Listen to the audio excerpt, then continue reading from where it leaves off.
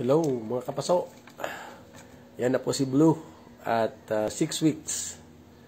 Halos kumpleto na ang kanyang mga balahibo guys. At nakikita natin na malusog naman siya at maliksi.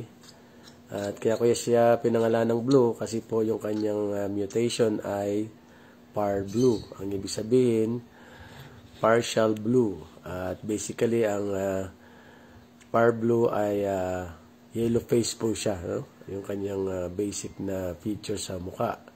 Pero hindi siya po yung yellow face talaga na mutation ngayon na sobrang mahal.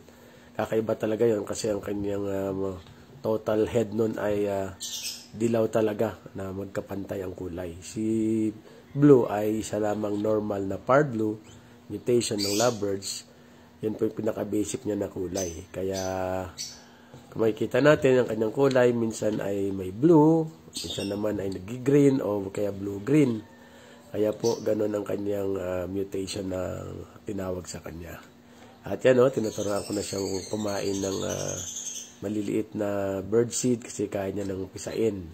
So, unti-unti ko na siyang ititrain dyan para po matuto na siyang kumain mag-isa. Alright, mga kapaso. Thank you for watching and see you next video.